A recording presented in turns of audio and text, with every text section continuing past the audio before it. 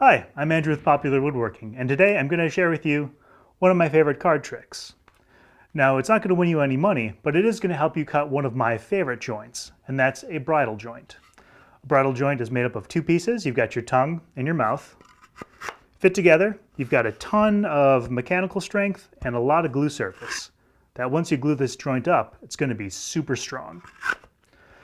Now to cut this joint, we're going to be doing it on the bandsaw, and we'll actually be using the playing cards as shims for the fence. In addition to your bandsaw and your playing cards, you're also going to need a couple of stop blocks for your fence and a stop block for your cut.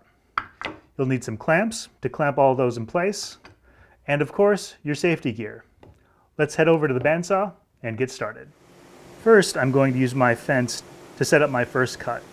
Now this is what sets up the sides of the mouth, and really what I'm aiming for in bridle joints is dividing the piece into thirds. Once I've got my fence locked in, I'm going to take a miter gauge and set my cut block depth. I'm going to add my fence stop blocks. Now these blocks don't really play any part on the first cut, but they're essential on the second cut. And for these, I'm just using a couple of square pieces of wood, and I clamp them to the table. So with that all set up, we'll fire up the bandsaw and make our first cut. With your first cut made, you just flip over your piece and make your second cut. That'll give you a perfectly centered mouth. Now you've got two cut lines in your piece. What I do is take a little stack of playing cards to use as shims. So I slide them in there to figure out the kerf of the blade. This looks like 5 cards, works pretty well here.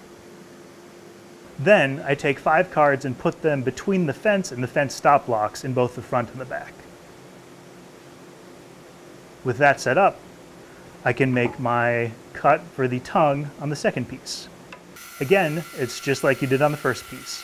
All the way through, stop, flip it, and then stop again. Then I remove the stop blocks from behind the fence, but I keep the depth block there. I use the miter gauge to cut the cheeks of my tongue piece. I move the fence over and use it as a stop in combination with the miter gauge. That way I've got nice square shoulders. With the fence still out of the way, I'll use the bandsaw to cut out most of the waste in my groove. With that all done, put your joint together and see how it fits. There you have it, a nice fitting bridle joint. I'm Andrew with Popular Woodworking, and we'll see you next time.